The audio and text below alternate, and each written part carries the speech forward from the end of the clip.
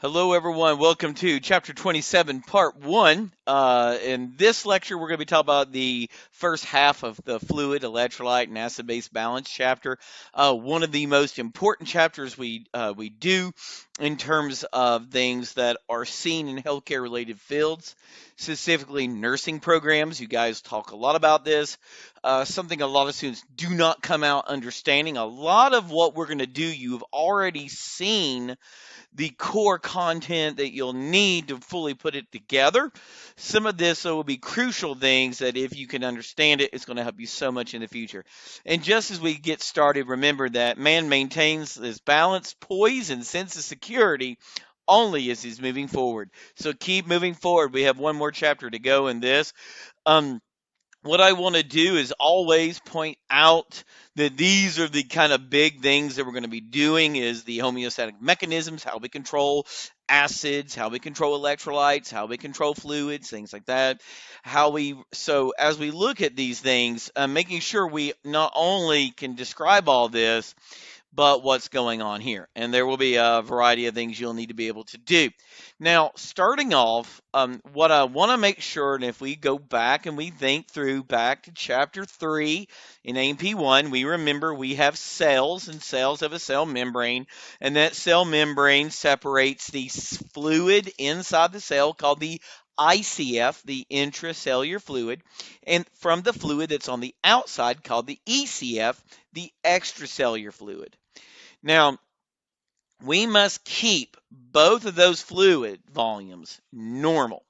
Now, by now, we generally know things like our blood is an important type of extracellular fluid. We should understand those basic concepts there. And just thinking about it in terms of what it is that we're going to be doing, and so I can help you guys grasp it. Now, I will do some drawing today as well, trying to get to where I have some pages. But as we get into it, what I really want to focus on today is that how do we do that?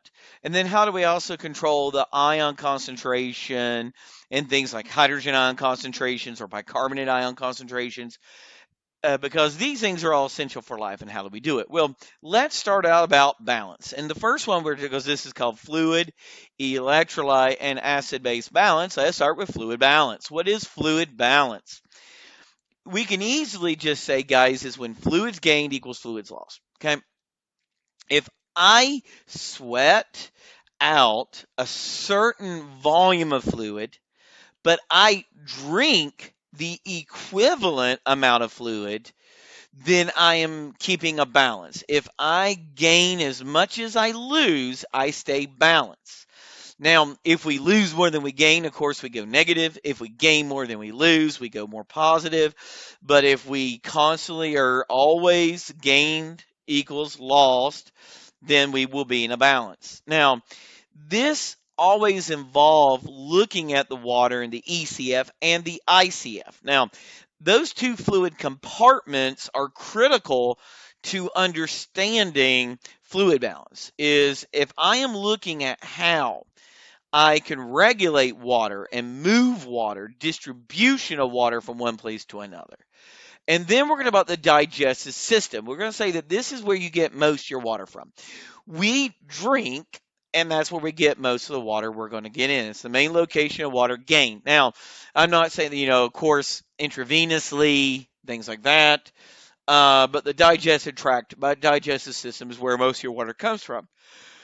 Now, as we get most of it from drinking, we lose a lot of it through a lot of places. Now, by far, for most human beings, you really lose this across your respiratory surfaces. Like as I breathe, evaporation across moist respiratory surfaces and breathing. That's where I'm going to get most of my water is lost. When I breathe, as I evaporate across moist surfaces of the body, that's going to be my most common water loss avenue. These are just common ways. Now, yeah, urinating, sweat, fecal matter, things like that. Those are all common places you can lose water. And I notice I'm missing a comma here. And these are all very common. Fecal matter, like with diarrhea, sweat when it's a very hot day, urination. Either you have overdrunk something that makes you want to urinate a lot, but that keeps you in balance. But let's say you drink alcohol, which can block ADH, which causes you to urinate. Now, electrolyte balance, much like that, is when ions gain equals ion lost. When you do things like sweat, you lose electrolytes. That's why sweat's salty. But really, what are electrolytes? If I've got an ionic compound and it dissociates in water, it breaks up in water, and then those ions then conduct electricity in water, we call those electrolytes. Now, electrolytes, you get it from your food and drink. A lot of times, for example, in the food that we eat, there might be salt that we sprinkled on our food. And this salt, which is sodium chloride, remember, is going to dissociate into sodium cation and chloride anion. But there may be some other things. For example, you may have various potassium things like potassium gluconate, potassium compounds that are in food that you eat, and that disassociates into potassium ions. And then we also get in drink. Commonly, let's think of a sports drink or Pedialyte, things, Gatorade, for example, which has lots of electrolytes. Now, electrolytes are lost through urine and sweat. And it can really be whichever one. And it really kind of depends. Like, let's say you have a condition called diabetes insipidus, where you urinate excessively due to the fact that the body cannot either produce antidiuretic hormone or your kidney can't respond to antidiuretic hormone. You will basically urinate a lot. And that's what's going on here. Now, the other big thing with sweat, like I said, sweat can definitely affect that on hot days, things like that, or even conditions. For example, people who have cystic fibrosis, the condition that messes up the concentrations of glandular secretions like mucus secretions as well as sweat, you end up with excessive sweat, excessive concentrations of electrolytes there. Now, acid-base balance. You have hydrogen ions gain equals hydrogen ions lost. Now, when we think about this, now, mostly is what we're talking about is H+. Now, remember, we also can deal with bicarbonate, and which is a weak base. But this fluid needs to be near normal in every part of the body. Like if you're in acid-base balance, the pH of my ICF, the pH of my ECF, the pH of my cerebrospinal fluid, my plasma, my interstitial fluid, my synovial fluids, the fluids here, there, and everywhere are all going to be normal in that normal range they need to be. Now, gastric juice has a pH range about 2, whereas we know that blood has a pH range about 7.35, 7.45. So around there. Around about 7.4 pH. And we know that that's kind of the normal. Now, one of the things we might not know is that throughout the entire time that you're doing things like metabolizing, when you eat a meal, your body breaks down food and it produces chemicals that need to be removed. For example, let's say I break down proteins, those amino acids go out, and those amino acids can get broken down into different types of acids, converted to different types of acids. Um, when you break down DNA molecules that are in the food you eat, that's going to make some things like uric acid. You're going to have these acids from incomplete or just metabolism in general is produced. Even when you hold your breath, acids are produced, and these acids need to be removed from the body. Now, there's really the kidneys get rid of it or the lungs. Lungs get rid of the important acid carbon dioxide. Kidneys get rid of acids that I make through metabolism.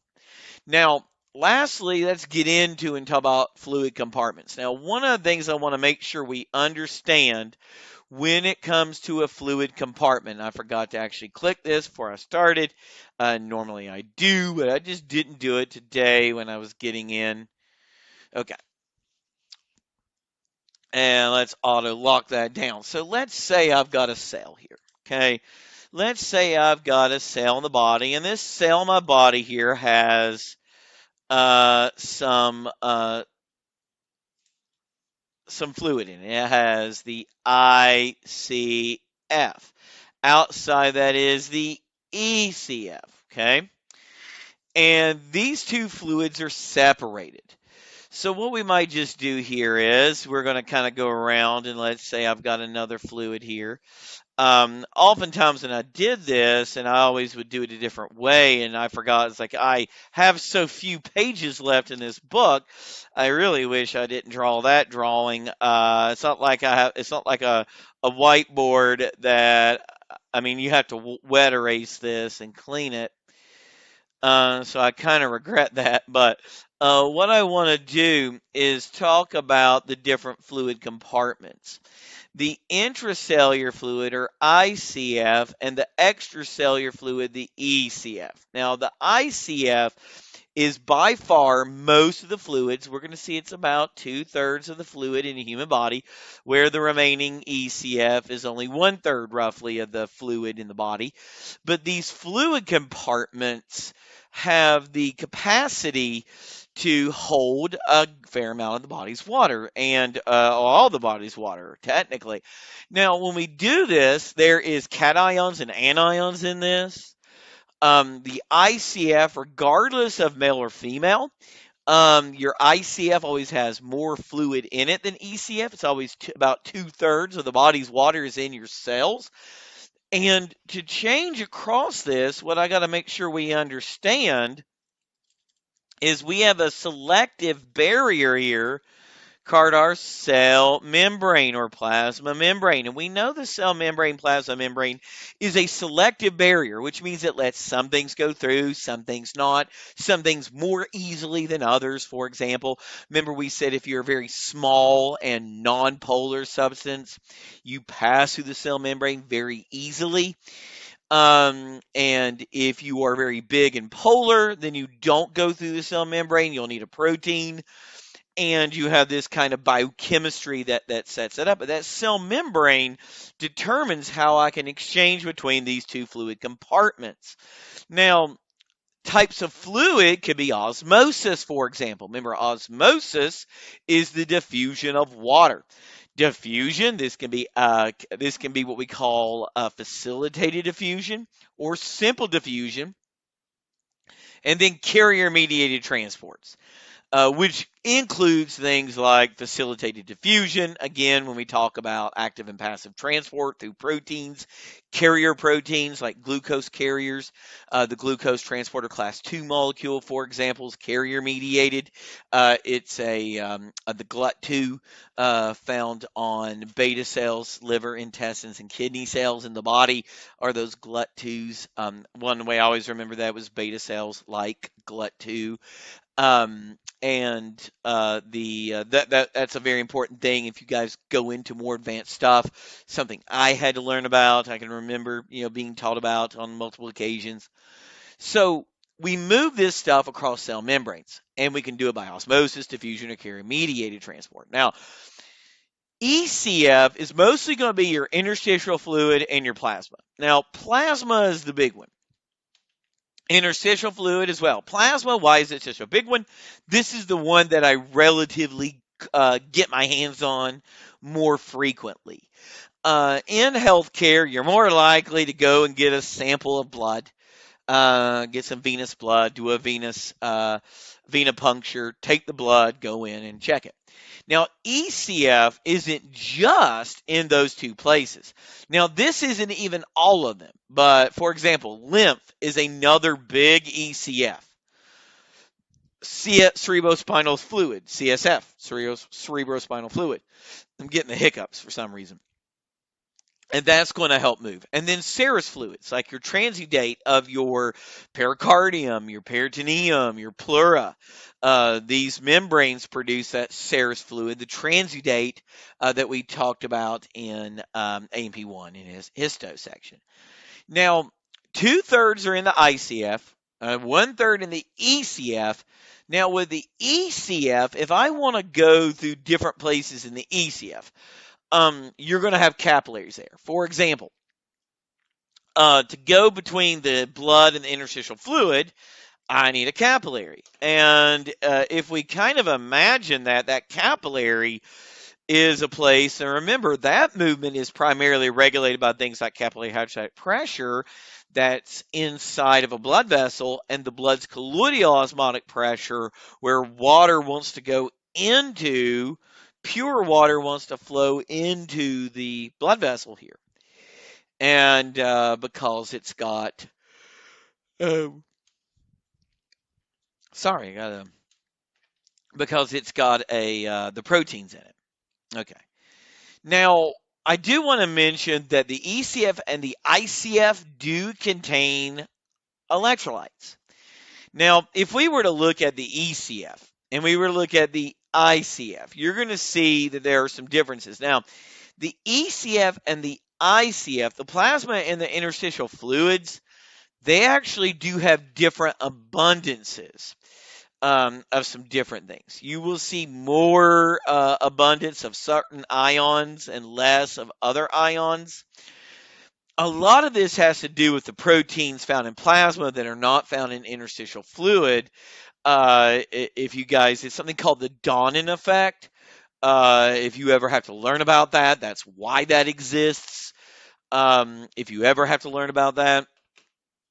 Now, one of those big things we want to talk about is that electrolytes that are in the ECF, sodium is by far the most abundant of the. Now, if we just look at cations, sodium in no matter what subset of the ECF you're in, it's very high.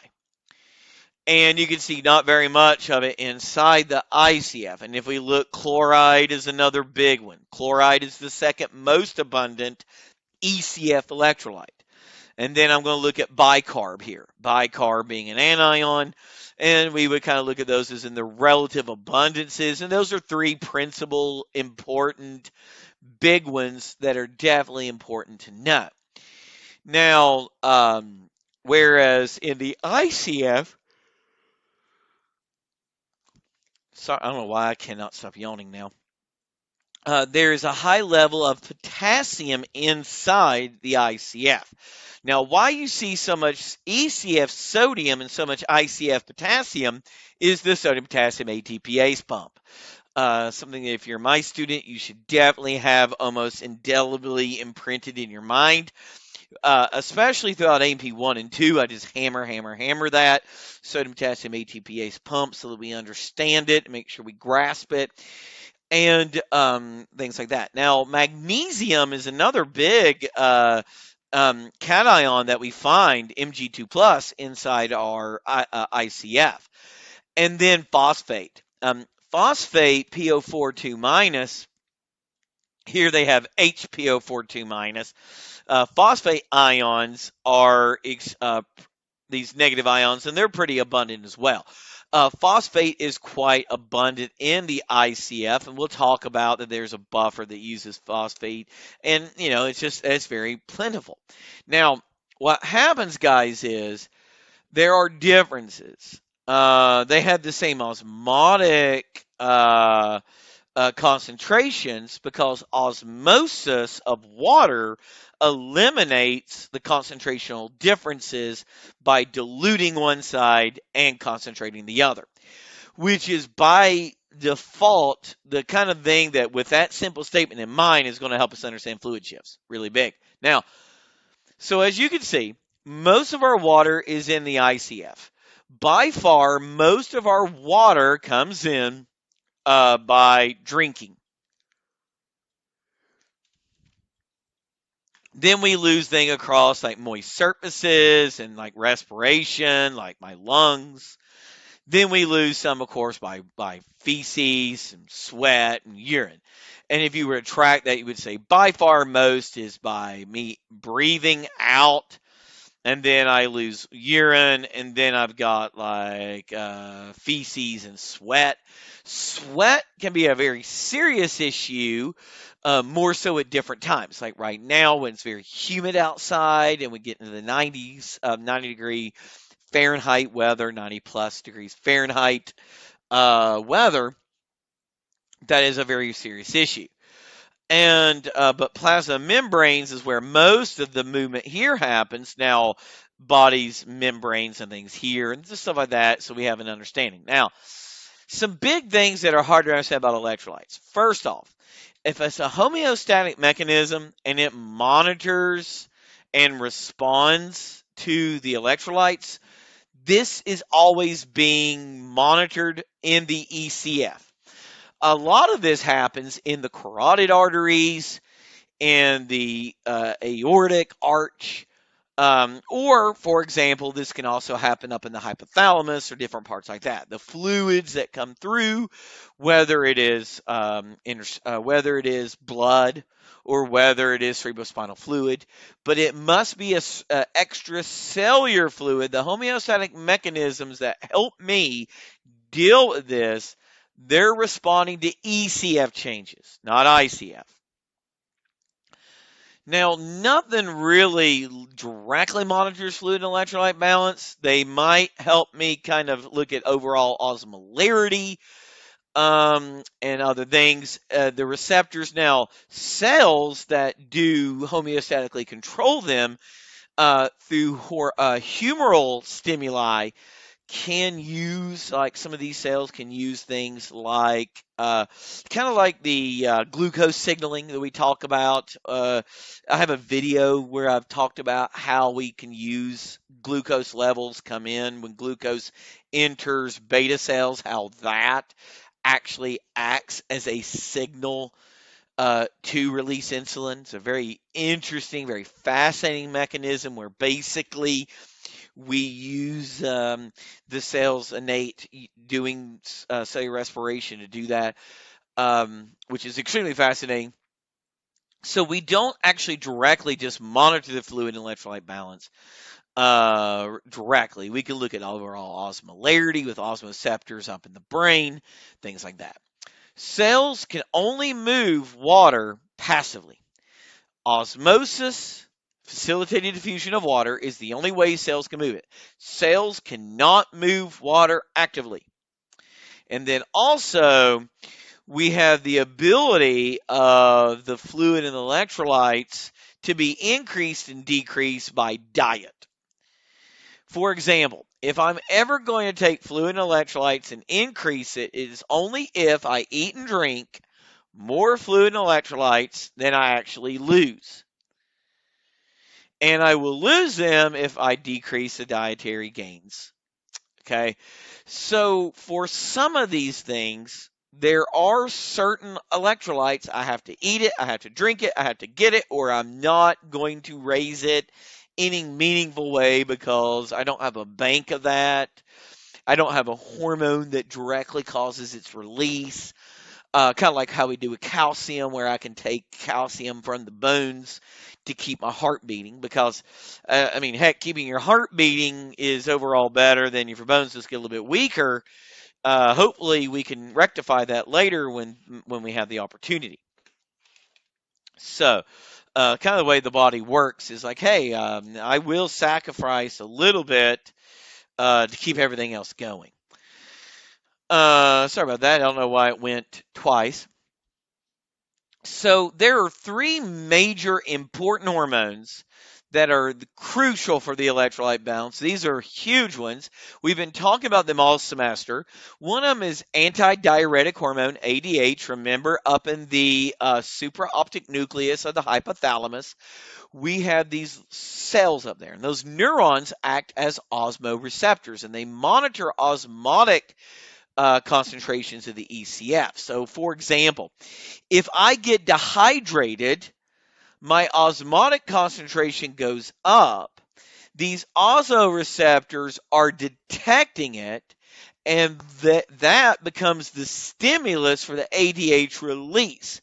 The receptor that detects the increase in osmolarity is by then also the neuron that releases ADH in to the where synaptic terminals are in the posterior pituitary.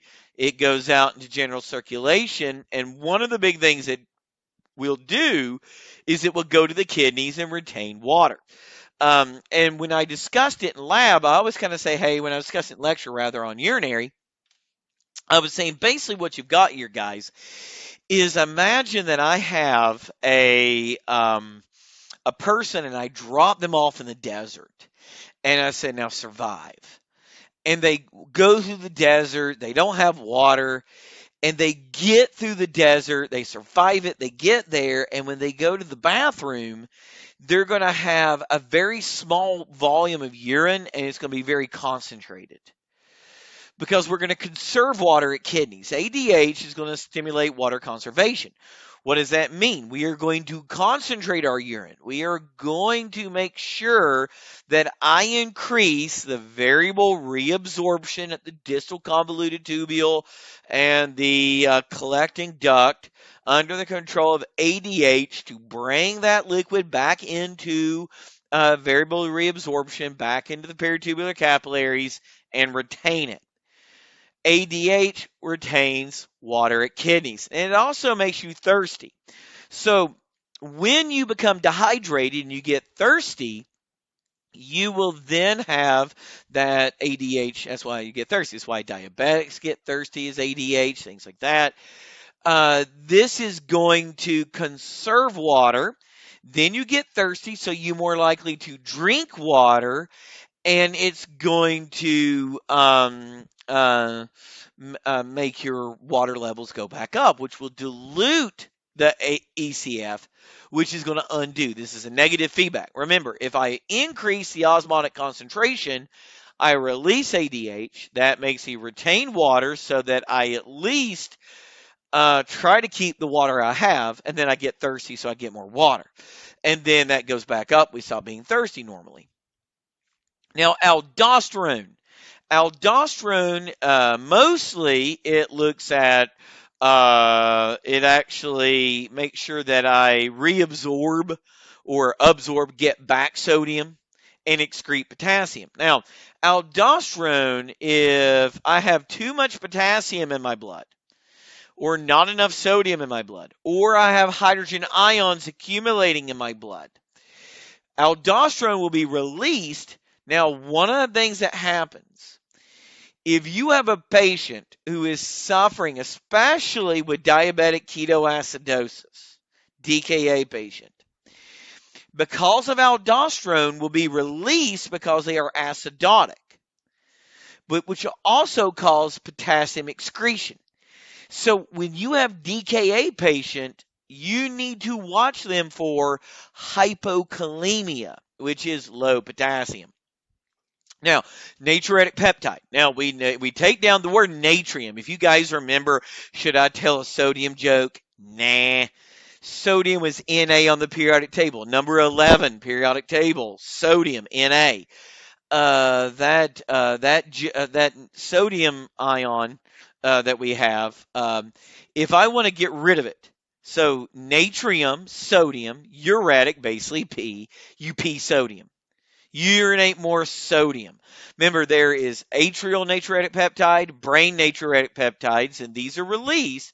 One of the main reasons to do this is if your blood pressure goes up or you have an increased preload on the heart, increase in stretching of the atrial wall, or sodium levels go up, you're going to want to try to get rid of sodium. Sodium is a very big, abundant electrolyte, and so why does it actually make your why does sodium make your blood pressure go up? Well, sodium is a cation, which means it is hydrophilic.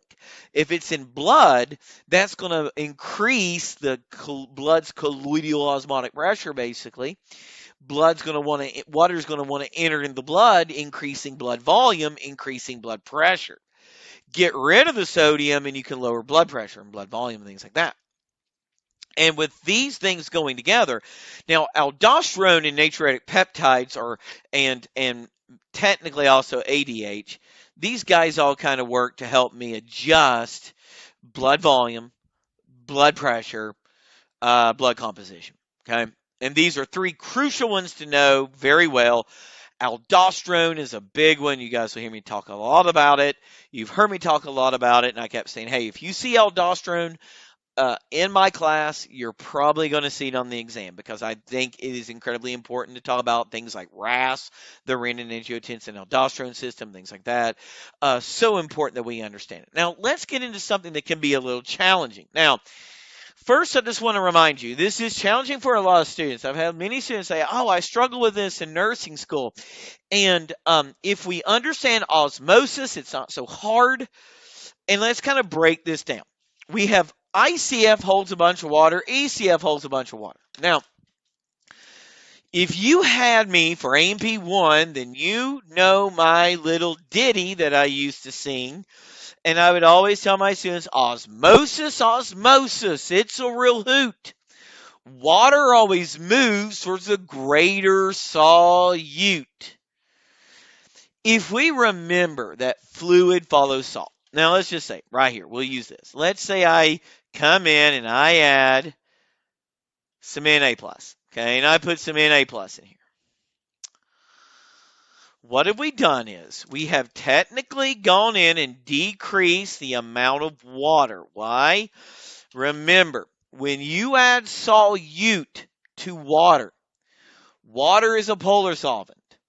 Water is going to have to surround the ions and keep them apart so that they don't form. So if I have sodium and I have chloride coming in, okay.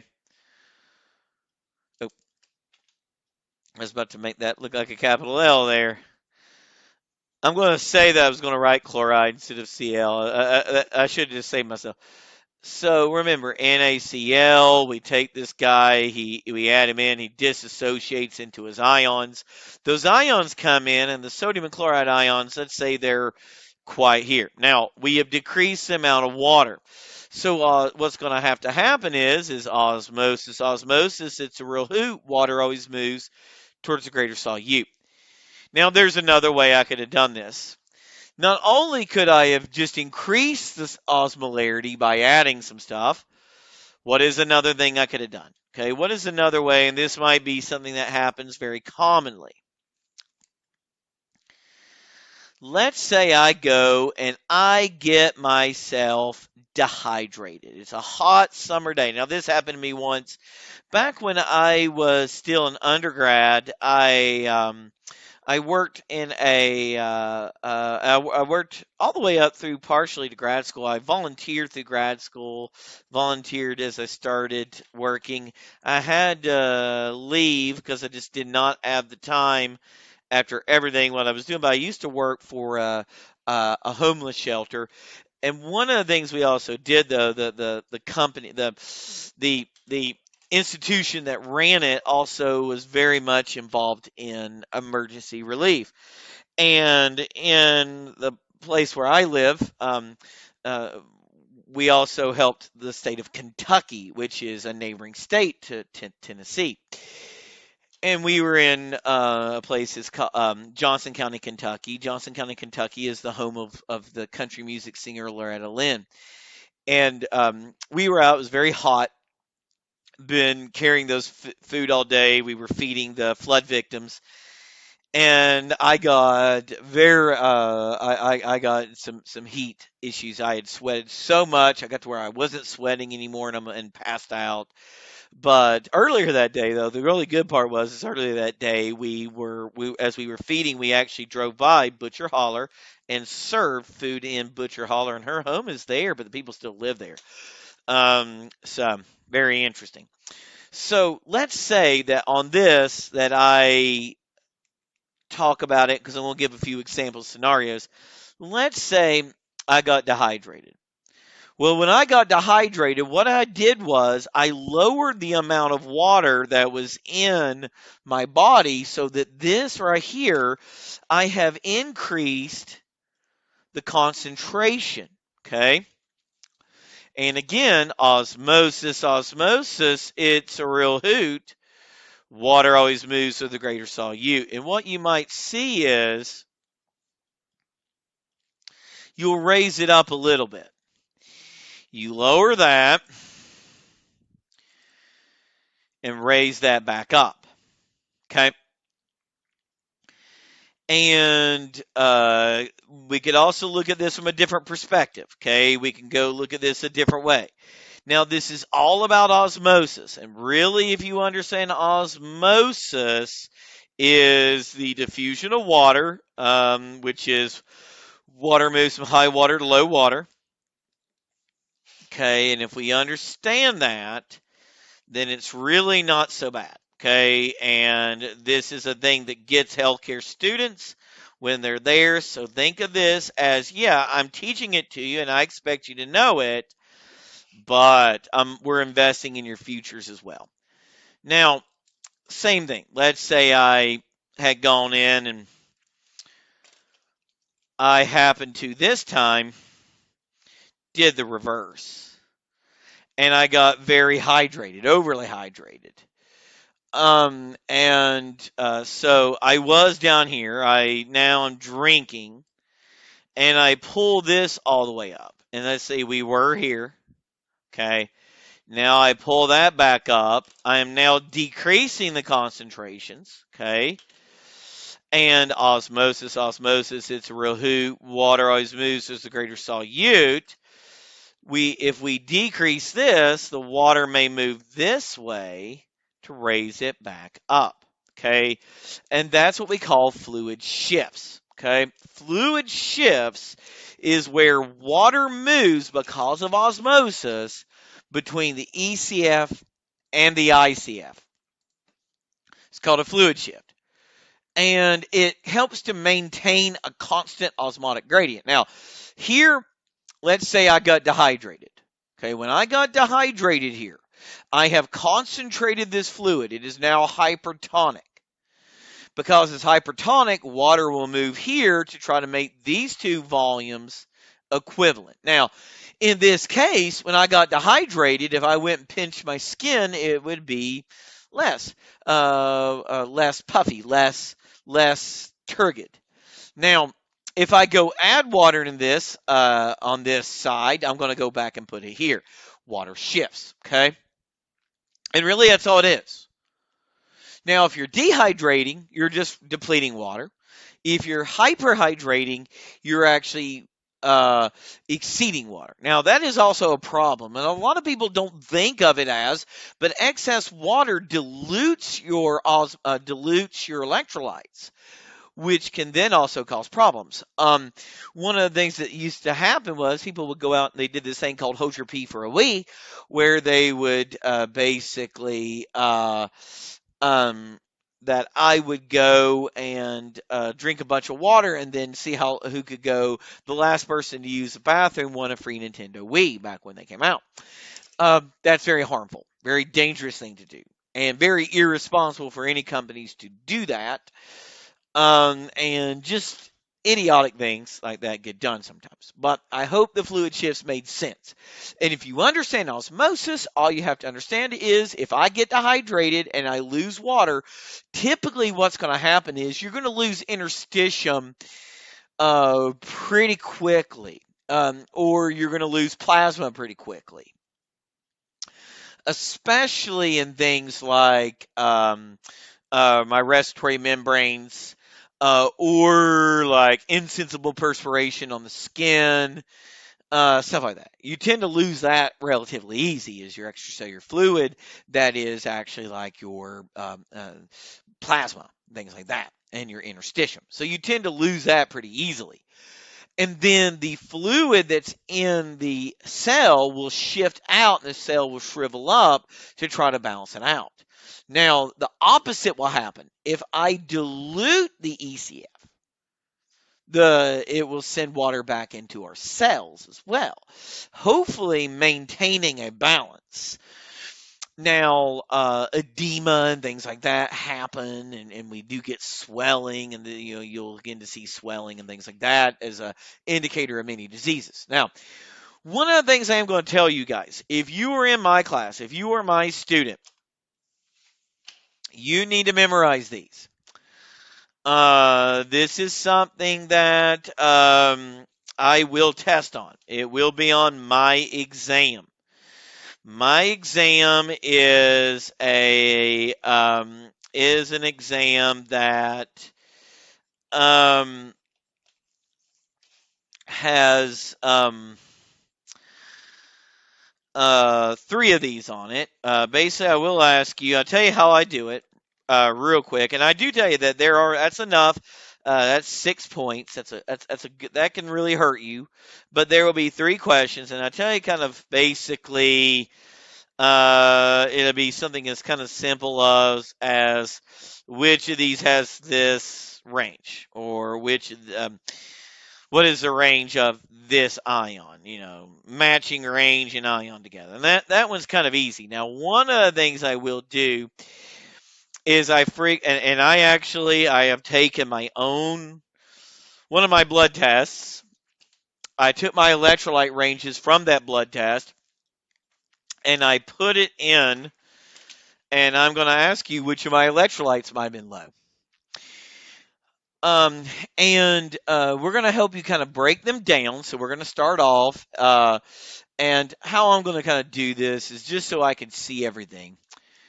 It is kind of hard for me to sometimes see. I just got glasses, so I just got them the other day. So I really hope this is going to help me quite a lot. But I'm going to write this down here. We're going to have sodium first in A+. Sorry, we had K plus on that list. I don't know why. I'm used to doing it that way, I guess, in my head. I oftentimes like to do this by abundance, and this is why I looked at it, because I want to go by the same order, not just how I sometimes do it in my head. K plus, Ca plus plus, that's calcium cation, Mg plus plus. Now, some people will say 2 plus, and that's also fine. PO42 minus, phosphate. Chloride, Cl minus. Bicarbonate. And I'm going to write it down, HCO3 minus. And then I'm going to write glucose. Now, I always add glucose here. Like, glucose, not electrolyte. I know. Now, what we want to do is with each of these electrolytes, we are going to do their range in milliequivalents, per liter. And I don't know why I was making mill uppercase. Sorry. Okay. Now, sodium is the big one. And it is 135 to 145. Now, one of the things that does help is, since it is one of the biggest ones, it's the highest electrolyte in the ECF. Okay? You got that, so it's definitely going to be in the 100 range. You got 2 in the 100 range, sodium 135 to 145. Now, the other potassium is 3.5 to 5 mill equivalents. Now, mind one time when I first was hired as a professor, I was young. I was in my 20s, and I got my job, and I was single, living on my own, living the bachelor lifestyle, and my potassium levels dropped, and it was down to about 1.4, and I almost died that day. That was fun. Now, calcium is either 4.3 to 5.3. Calcium homeostasis will always be 4.3 to 5.3. And that 4.3 to 5.3 that you're looking at here, you can kind of get that calcium will be 4.3 to 5.3 calcium. It's hard to keep some of these straight. Now, magnesium, I've always found that one of the things about it is 1.4, not 1.2. So I was getting to the to 2.0. Now, if that 2 plus here, right here, think about that 2 plus that you saw on it with magnesium, okay, 1.4 to 2 milliequivalents. Phosphate is PO42 minus. Now, the thing about it is PO42 minus. Now, it's a weird one. It's 1.8 to 3.0. Now, that is another hard one to remember. I will say that the 2 hardest is phosphate and magnesium. It is the 2 hardest for me to always remember.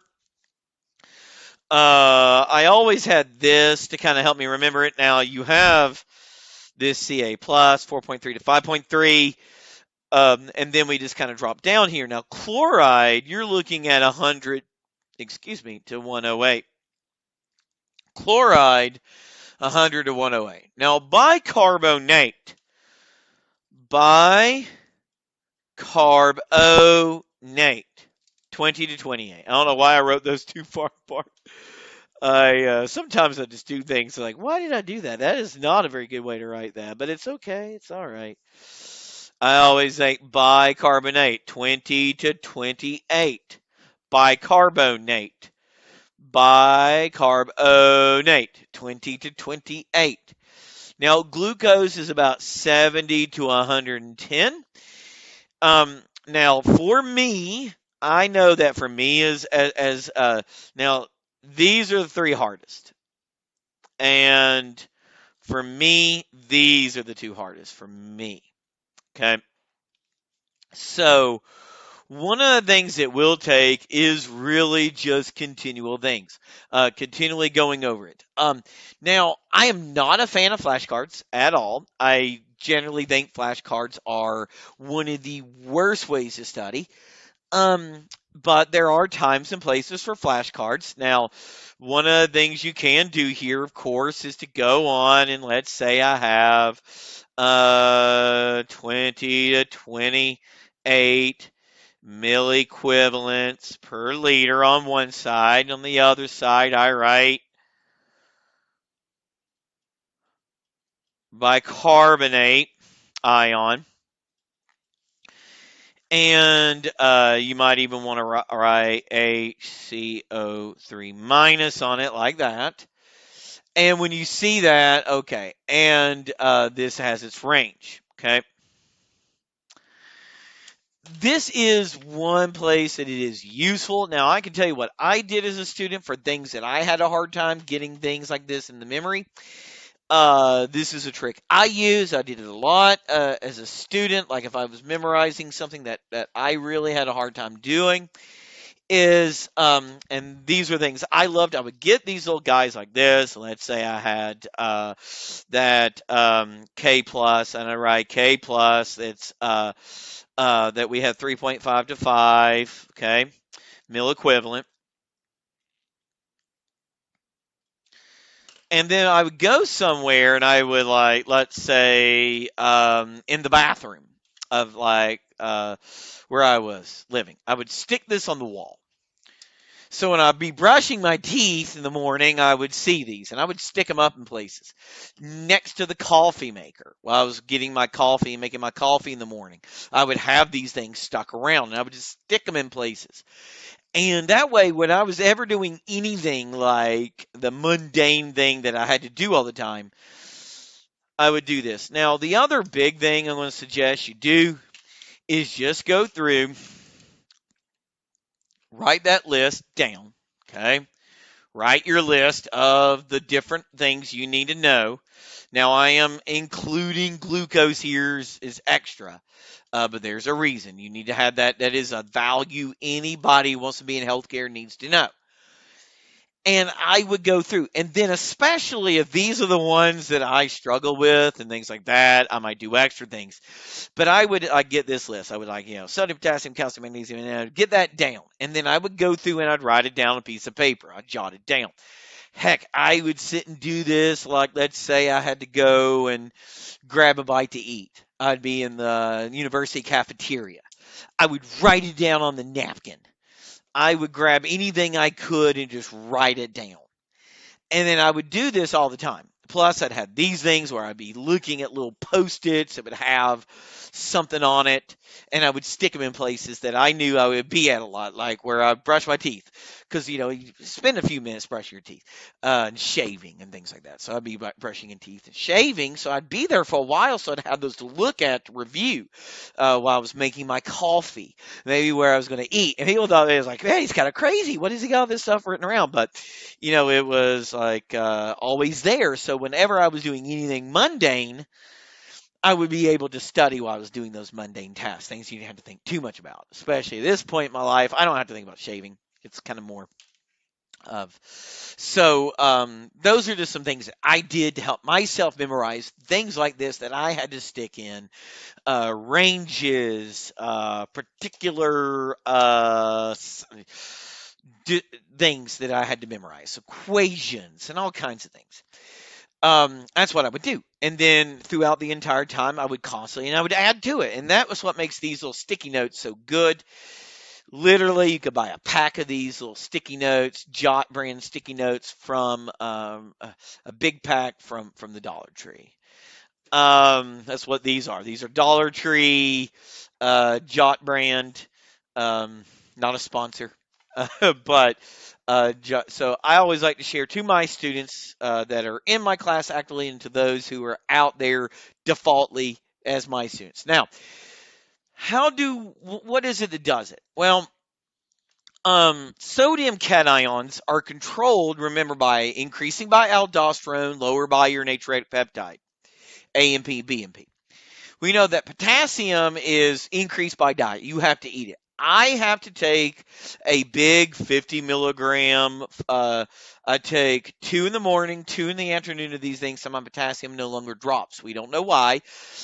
They basically said at best we might find out you have some protein malfunction, some transport protein in your kidneys that are mutated, and they said we said the treatment's going to be the same thing. At best, they might give me potassium-sparing diuretic like spirulactone, something like that. Um, and it's lower by aldosterone. Calcium, member, is increased by PTH and diet. You can eat it. And with that diet, you also can have calcitriol help me increase it. And we also decrease it by calcitonin. Magnesium is increased by diet and decreased by urination. We regulate it with the kidneys and we have to eat it. Phosphate, we do have calcitriol and diet. Calcitriol helps me get phosphate and calcium so I can make bone matrix. And we pee out phosphate. We decrease it by urination. But we can say lower by kidneys as well. I don't know why I changed from decreased by urination to lower by kidneys. You usually raise your chlorine by your diet, specifically by eating salt, sodium chloride. And we lower by kidneys, decrease by urination. Now, bicarbonate, again, I don't go too much in detail about how it's raised and lowered. Some biochemistry there, of course, we have to eat that. But glucose, you get it increased by your diet and your glucagon, and we decrease it with insulin. Very important values to know. Now, let me just preface this. What's going to happen is, I've seen this. I have a student of mine who works for Ballot Health Systems, and Ballot is our primary healthcare system here where where I live, and we have another one nearby us. We had Wellmont, some other things, and I've had students who've gone to work for some of these different healthcare systems, and they come back and said, we had to memorize these again, and it would be so close, but just a little different. And I was like, well, some of that is regional. Some of that is just some differences in textbooks, things like that. A lot of those will be based on regional differences. These are based on an average of pretty much across the world, based on a massive textbook. We use our textbook is I just remember Martini and Math that we use, 11th edition, the Martini Fundamentals of Anatomy and Physiology. So these are things you all kind of need to know. Now, what I want to get started just a little bit, I won't go too far, and we'll go through the buffer systems and we'll be finished after we go through the buffer systems. That's as far as we're going to go today, and then I'll focus on the diseases of acid-base balance. Now, if you guys did not have me for AMP1, here is some lecture stuff. Now, also, from AMP1. Now, I didn't talk about salt that much, but um, if you do need it, by the way, if you are enrolled in my class currently as an anatomy and physiology student in my course, all of my notes from my previous semester are actually there for you to download. And I did want to make that out there. Just note that all of my AMP1 lecture notes are available to be downloaded for you guys, and chapter 2 is the one you're going to see all the chemistry. If your instructor went very superficial into the chemistry, as many do, um, I tend to hit it quite a bit more than most, and knowing that foundation is necessary. I had some people said that they barely even talk about what an acid and base was. I'm like, they said, well, they don't need to know that. I'm like, they're not going to be able to do some of this stuff. And when we went in here, you may remember some of my slides that we talked about. Okay, so please make sure that you understand those. And anyway, I'm not going to read these. I always kind of put them there. That if you needed it, it is there. But let's get started with acid-base balance. Now, here's the thing: I can control my pH by adding acids and adding bases. I add acids and bases to my body, or I can remove acids and bases from my body. Now, one of the things that really surprises a lot of students is the partial pressure of carbon dioxide in blood. Now, remember, normally that's about 45 millimeters of mercury is our normal partial pressure here. And we should also know that carbon dioxide in the blood is primarily transported as bicarbonate, so 20 to 28 milliequivalents per liter. Now, remember that the human blood is 7.35, 7.45, 7.4 is average. If you ever see this, you're probably going to see this on a test. This is a thing that I always ask about. I do want my students to understand what normal blood's pH is, that they know it, that they have it in them as part of them. Now remember, if it's above or below this range, we have disease. If it's below 7.35, like 7.34, we are calling this disorder acidosis. If it's above 7.45, like 7.46, we would call that alkalosis. Alkaline, remember, is the name being that you are more basic. Now, blood is slightly basic. It is a very, very weak base. Number 7.0 is neutral. Anything above 7 is a base. 7.35, 7.45, 7.4 on average is above 7.0. Now, these diseases, they affect everything. They affect your nervous system. They affect your heart. They affect your lungs. They affect your whole body, and they kill really quickly. And they are extremely deadly. So as we want to understand it, if anything that increases hydrogen ions is an acid. Remember, we said that an acid is anything in the body that raises hydrogen ions. And that's at least one of the main, it's the Bronsted-Lowry definition of an acid. I didn't go into that level of detail telling you that's what I told you it's what it was called, but it's not in my notes. It's what it's called, but it's called the Bronsted-Lowry definition. But what we discussed was, guys, that when I have, for us, in biological sciences, an acid is anything that raises hydrogen ions in the solutions. Now, there's actually 3 kinds of acids that we typically have. We're going to deal with fixed acids, organic acids, and volatile acids. Now, fixed acids mean that they are fixed in a solution. You cannot get them out of a solution. They are stuck. They must leave the body dissolved in a liquid. These are the ones that the only way you're going to get rid of them is peeing them out, basically. Now, you can get rid of the hydrogen ions by breathing it out as well, but the acids can't leave solution. So we call those fixed acids. Now, organic acid is just any acid that we said is produced from metabolism, like me breaking down nucleic acids, me breaking down proteins, me breaking down sugars. When I do that, if it is acidic, then it is called an organic acid. And there's many organic acids. A lot of the organic acids, remember, tend to be carboxylic acids. And then volatile acids, these are acids that can leave via the lungs, like carbon dioxide. Now, some of your organic acids are fixed acids, or at least these guys like uric acid, you have to get it in a solution. It has to leave. There's no other way to get rid of it. Now, the partial pressure of CO2 is the most important factor to control the acid-base balance. Now, I'm getting ready to show you something so crucial. This will be on my exam. Always is. Always has been. Will always be there. And there's an equation we have to understand. Now, I'm going to write one equation here first before I do anything. I want to step back to Chapter 3, A&P 1, and I just want to remind you of something. This is a reminder.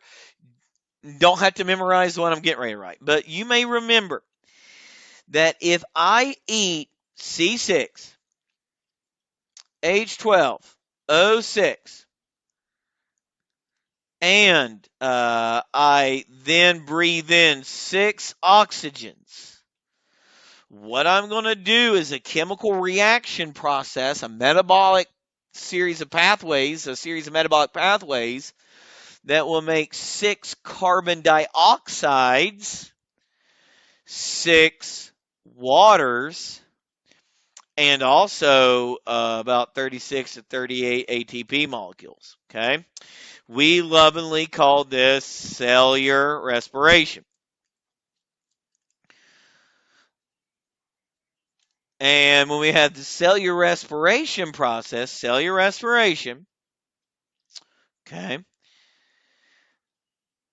that is the process that we use to make energy. But notice that right here, why am I talking about this? Well, because we're talking about CO2. And it's kind of hard to talk about CO2 if we aren't understanding that CO2 here is made as a waste product from cellular respiration. Okay? Now, it's that CO2 I'm keenly interested in. Because CO2 in the body, CO2 is an acid. Now, why is it an acid? Well, CO2 is an acid because if it reacts with water, what does it do? It forms a reaction that we call an equilibrium reaction. That's why this is 2 arrows, equilibrium. And it will form H2CO3. Okay? This is lovingly called carbonic acid. Now, what carbonic acid will do is in solution, it will dissociate, ionize into H plus and HCO3 minus. And that is the bicarbonate ion. Okay. Now, number 1, you must memorize this reaction, this equation. Okay. You need to memorize this. This is crucial. So what happens, guys, is if I increase carbon dioxide, if you remember, if you have me for A&P 1, then you know that this is indicative of what is called an equilibrium reaction, which means I am making and breaking the chemical reactions, the bonds, at the same rate. So they are being made and broken simultaneously at the equal rate. Now, remember that if you have an equilibrium, if you add something on one side of an equilibrium, you are going to shift it to the other side. And that will invariably mean that I will increase hydrogen ions when I hold my breath. So this makes CO2 an acid. Specifically, it is a volatile acid. Okay? You must memorize this. Okay? You must memorize it. It is something you need to know. Now, this will be the perfect jumping off thing for later on. Now, as well. So we'll come back to it. Now, I'm going to talk about some buffer systems in a minute. I'll draw out the hemoglobin buffer system, and that'll be the last thing I draw. But something very crucial we have to understand. Okay. Now, when CO2 reacts with water, we form carbonic acid. Carbonic acid breaks apart. It ionizes. It dissociates into bicarbonate hydrogen ion. Now, given that, gives me a chance to add a few more things. Okay. If I have this idea, you guys may remember that if the concentration of hydrogen ions increases, this means that pH must decrease. And if the concentration of hydrogen ions were to decrease, this means your pH were to increase. And you may remember this. And if you guys don't remember, one of the things that we did, remember when I went into my class, we discussed that the concentration of hydrogen ions was 10 to the negative pH. So if I have a pH that equals 1, then my hydrogen ions 1.0, move this over 1, and it would be 0.1 moles per liter, if you remember that from AP1. Well, what I want to make sure we get here, guys, is that we are here, okay? This relationship here is crucial. So, when CO2 goes up, hydrogen ions go up. And if CO2 levels go down, then hydrogen ions are going to go down. This is referred to, guys, as Le Chatelier's principle. Now, what I want to talk about is that if I have here my carbon dioxide level and my pH, okay?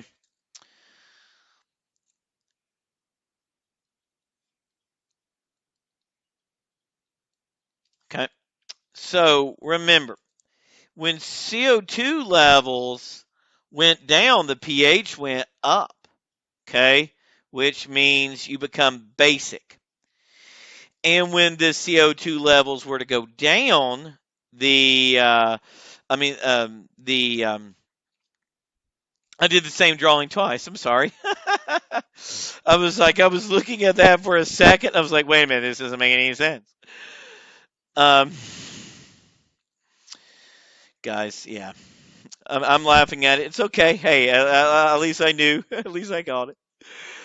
Okay. It's like I just did the same thing. Okay. So now let's have CO2 levels went up. Okay. That meant the pH went down. And we would say you're more acidic. Okay. So this is the big thing I want to talk about. And I'm so sorry that I just forgot to write them in the opposite positions. It's my fault. I did the same mirror image drawing, and that's why it's yeah, okay. Now, CO2 is removed by breathing. Okay. Now, right here's what we were trying to say, and I was like, okay, you see what I did. I could have just did it this way, and I don't know why I didn't, but okay. Now, I have hydrogen ions, can be gained and lost. And that keeps me in pH balance. In pH balance, if hydrogen ions gain, hydrogen ion loss, is imbalanced. Now, how do we prevent this being too much? Is buffers. Buffers prevent dramatic changing.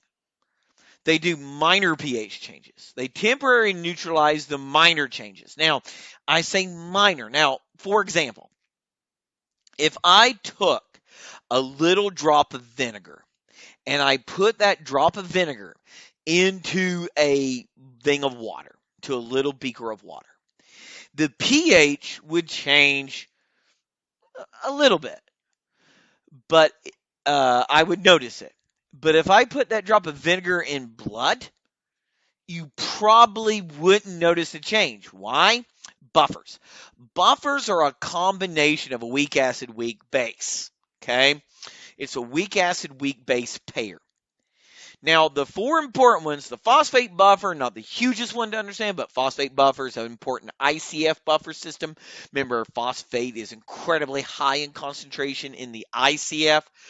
Protein buffer system is a big one. That'll be a good one to understand. Hemoglobin buffer system. I always tell my students is that every student should know that hemoglobin carries oxygen. The above average student knows that hemoglobin also carries carbon dioxide, but the outstanding student knows that hemoglobin acts as a buffer, and I will explain that to you. And the carbonic acid buffer system, okay? Carbonic acid bicarbonate buffer system, those are the big ones. So as we go into it, let's discuss it and get into phosphate buffer system. Now, phosphate buffer system is important in the ICF. There's a load of phosphate ions, PO42-, inside the cell. And so when hydrogen ions form inside of a cell, they will bind to these phosphate ions, will bind together. They'll form dihydrogen phosphate, and then we can deal with it. Now, protein buffer is a little bit more complicated. Now, we got to remember that proteins are made of amino acids. Amino acids, remember, all have three things in common. That they have, well, four things in common. Sorry. The central carbon, which I was leaving out, the hydrogen, the amino group, and the carboxyl group. And they all have it. Now, the R group is where they're all different. So that doesn't matter so much. Now, let's look at this. My carboxyl group, remember, is COOH. And my amino group is NH2. Now, if the pH gets more basic, pH rises, we get basic. We can take, for example, the hydrogen ion here off, and that makes the carboxyl group act as an acid. That's why it is called an amino acid, carboxylic acid. It's called an amino acid because the OH on the carboxyl releases this hydroxyl group, releases its hydrogen ion and acts as an acid when the pHs rise and we have a basic solution. When we go acidic, when the pH lowers and we get acidic, these extra hydrogen ions, we can bring one in and stick it here and temporarily form an NH3. And that will temporarily hold on to it, okay? This is how proteins act as buffers in the body. Is the amino acids can release or hold on to hydrogen ions. Now, hemoglobin is a big one. And I do need to fix a few little things here in my notes. I just saw that these two are bugging me, and I'm going to go ahead and do it now because if I don't, I'll forget. And as soon as like, hey, edits his notes in the middle of class, it's like, if I don't do it, I'll forget it. Okay, let's talk about this very important thing, okay? And you've actually already done it, but let's talk about it. So here I have a red blood cell. Now, red blood cells are basically big old bags, little old bags of hemoglobin. There's about 250 hemoglobins inside of a red blood cell. So we know that red blood cells hold hemoglobin like wicked mad, okay? Now, let's say, and I'm going to use blue for CO2, and let's say I've got this carbon dioxide out here. And this carbon dioxide, as it goes in, now, one thing, some of this CO2 goes out, remember, about 23% of it can be out here. And by the way, what we're talking about is from here. I apologize if I just want to make sure I show where it is that we were. Why did I say 23%? It's 23% on the hemoglobin. I am so sorry. I just caught myself on that. I knew I was doing it wrong, and I was like, ah, gosh, I get tired. It's afternoon. I had so I'm gonna blame that. Okay, and we were saying, it's a fairly small percentage here, and then as we go in, we have two fates. Now, what we're going to see, guys, is that about 23% is going to go over here, and I've got hemoglobin.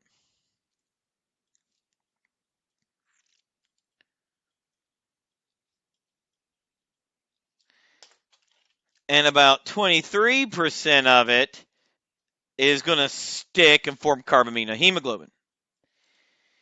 And then the rest here of this CO2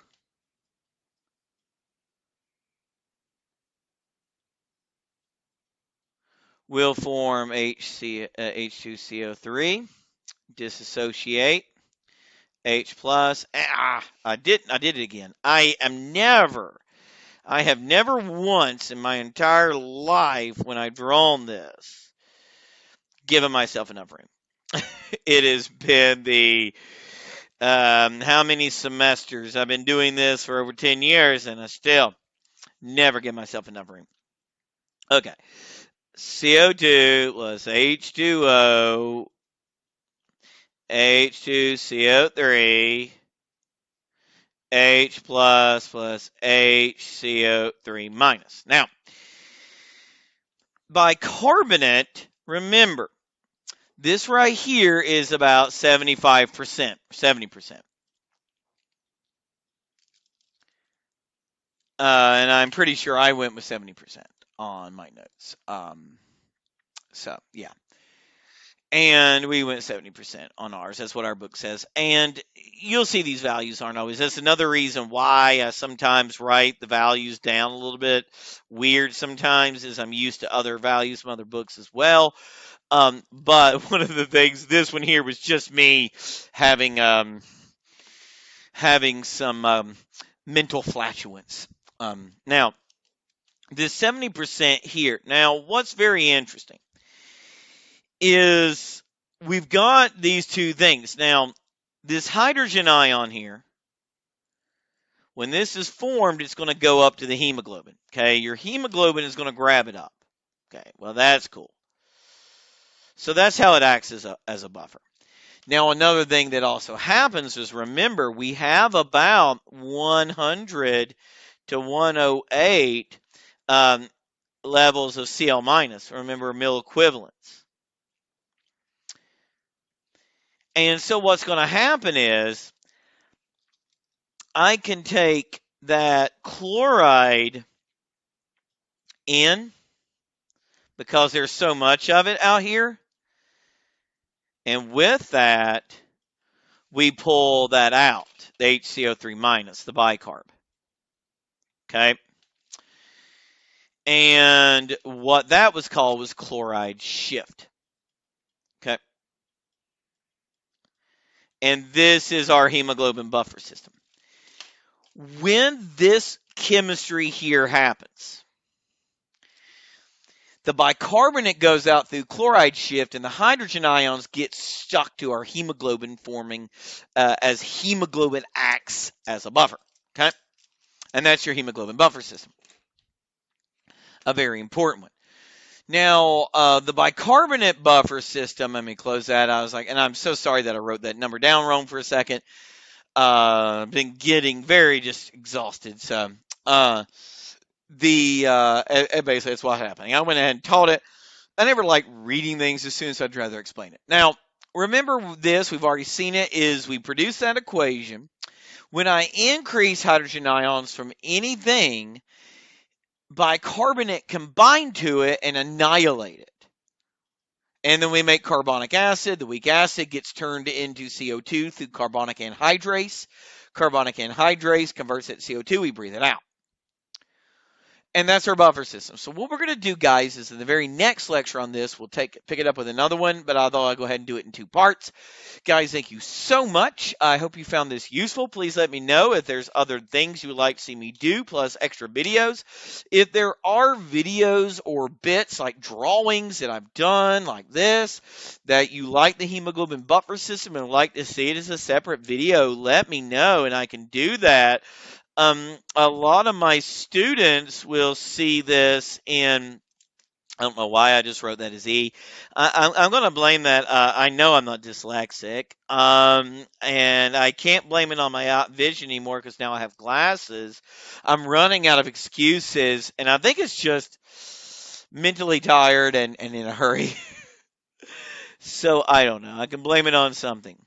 And what I want to help you guys understand is, like, if you like that kind of stuff and you want to see just a video, leave it in the comment. Let me know you would like to see a video on that. I would definitely be glad to do some. I've got some time coming up. Hopefully I can get videos I want to get done. It's just finding time is always of the essence. So I hope this was helpful, guys. Thank you so much. I will see you in the very next one. We're almost at the very end. Everything is done. If you are watching this for summer 2021, remember the 13th is our last possible day to do anything. So, guys, thank you and have a great day.